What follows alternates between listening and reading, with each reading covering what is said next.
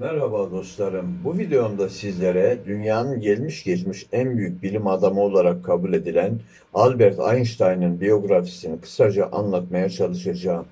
Einstein 14 Mart 1879 yıllarıyla 18 Nisan 1955 yılları arasında yaşamış, dünyanın gelmiş geçmiş en zeki insanı olarak kabul edilen bir bilim adamıdır.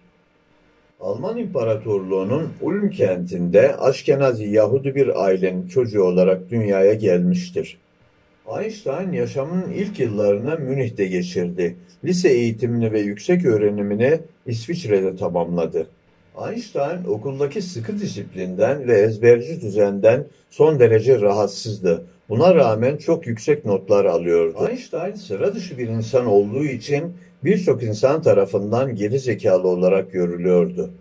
Birçoğunuzun bildiği gibi delilikle dahilik arasında ince bir çizgi vardır. Ondan dolayı dahi insanlar bizim gibi sıradan insanlar gibi davranışlar sergilemezler. Bundan dolayı Einstein hatta okuldan da 3 kez kovulmuştur. Üniversite eğitimini tamamladıktan sonra birçok üniversiteye başvuruda bulunmuş fakat iş bulamamıştır. Bunun sonrasında patent ofisinde müfettiş olarak işe başladı. 1905 yılı Einstein için mucize bir yıl olmuştur. O dönemde kuramları hemen benimsenmemiş olsa da ileride fizikte devrim yaratacak 4 tane makale yazmıştır. 1914 yılında Max Planck'in özel ricası üzerine Almanya'ya geri döndü. 1921 yılında fotoelektrik etki üzerine yaptığı çalışmaları nedeniyle Nobel Fizik Ödülünü kazanmıştır. 1933 yılında Alman Nazi Partisi'nin yükselişi nedeniyle Almanya'yı terk etmiştir. Çünkü kendisi de Alman Yahudisidir. Tarihle ilgilenen birçoğunuzun bildiği gibi Nazi Partisi Yahudi soykırım yapmıştır. Çok büyük bir Yahudi katliamına sebep olmuştur. Ayrıca şunu da belirtmeden geçemeyeceğim.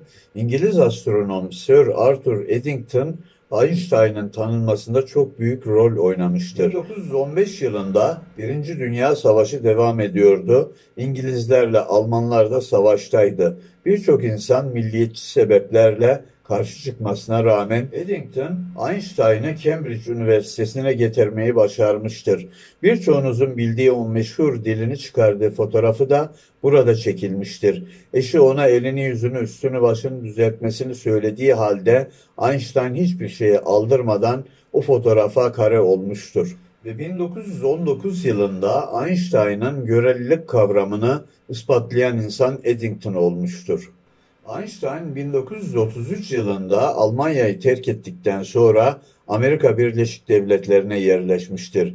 New Jersey eyaletinin Princeton ilçesinde ömrünün geri kalanını tamamlamıştır. Einstein'ın yaptığı en büyük keşifleri atom fiziğinde yaptığı devrim ve görelilik kavramı, yani izafiyet teorisi.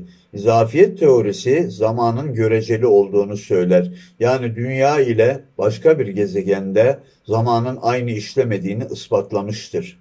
Hatta evrendeki diğer galaksilerin zamanlarının bir olamayacağını ispatlamıştır. Bu teori de Yıldızlar Arası isimli bir filmde işlenmiştir. Gelmiş geçmiş en güzel bilim kurgu filmlerinden biridir. İzlemenizi de tavsiye ederim. Muhteşem bir iştir.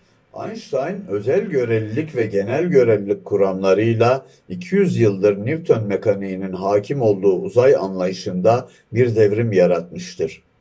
E = mc² ile formüle ettiği kütle ile enerjinin eşdeğerliği, yıldızların nasıl enerji oluşturduğuna açıklama getirmiş ve nükleer teknolojinin önünü açmıştır. Einstein öyle büyük bir zekaydı ki bilim insanları bugün hala onun açtığı yolda ilerlemeye çalışıyorlar. Einstein 20. yüzyılın en büyük bilim adamıydı. Belki de gelmiş geçmiş en büyük bilim adamıydı. Bugün hala Einstein'ın ilerisine geçebilen bir bilim adamı yoktur dünyada. Ayrıca şunu da belirtmeden geçemeyeceğim. Einstein Atatürk'e bir mektup yazmıştır. Nazilerin Yahudi soykırımı yaptığından dolayı birçok profesörün Türkiye'ye gelmesini rica etmiştir ve Atatürk de kabul etmiştir. Bu insanlar Türkiye'ye gelmiş, çok büyük katkılarda bulunmuşlardır. Şimdi Atatürk'ün bilim insanlarına verdiği değere bir bakalım. Bir de günümüzdeki Türkiye yöneticilerinin verdiği değere bakalım. Türkiye'deki önemli bilim adamları hepsi yurt dışına kaçmak zorunda kalıyor. Çünkü Türkiye'de yolları tıkalı, yapabilecekleri hiçbir şey yok. Ondan sonra bu bilim adamları Avrupa'da, Amerika'da bir yerlere geldiği zaman burada zurnalar çalınıyor. Şu bizim bilim adamımız, bu bizim bilim adamımız. O adamların önünü siz açmadınız ki, beğenmediğiniz elin gavurları onların önünü açtı. Şimdi Avrupa'ya, Amerika'ya bir bakalım. Bilimde nasıl ilerliyorlar? Sende bir cevher gördüğü zaman bütün kapılarını açıyorlar. İngiltere, Almanya ile savaşta olduğu halde Cambridge, Einstein'a kapılarını açtı. Amerika, Almanya ile savaşta olduğu halde Einstein'ı baş köşesine yerleştirdi ve Harvard Üniversitesi'ne yerleştirdi. Şimdi Amerika, Avrupa mı kazanacak, yoksa bizim gibi bilime bütün kapılarını kapatan ülkeler mi kazanacak?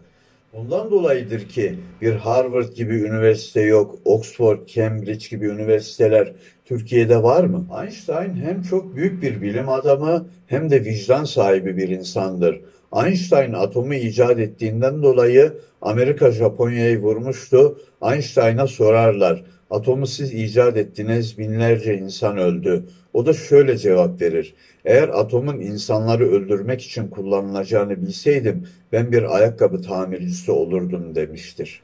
Einstein röportajlarında dini inanç olarak hiçbir inanca inanmadığını, bunların çocukça olduğunu söylemiştir. Ancak kendisini ateist ve panteist olarak da tanımlamamıştır. Değişik zaman dilimlerinde deist ve agnostik görüşler belirtmiştir. Hatta okul çağlarında ateist olan öğretmeniyle çok hararetli bir tartışma yaşamış ve Tanrı'nın varlığını ispatlamaya çalışmıştır. Hatta inancın olmadığı yerde bilim yavan bir süreç haline gelir demiştir. Eğer rahipler bunu kendi çıkarları için kullanacaklarsa bırakalım da bunu şeytan düşünsün der. Bunun için bir ilaç yoktur der. Yani dinin çıkarlar için kullanılmasına karşı çıkmıştır. Einstein Tanrı tanımaz, yani ateist değildir. Bu yüksek düzenin yaratılmış olduğuna dair dini duyguya benzer bir inanç kesindir demiştir. Bu evrenin muhteşem bir şekilde düzenlendiğini ve belirli kanunlara uyduğunu görmekteyiz. Ancak bu kanunları çok bulanık bir şekilde anlayabilmekteyiz.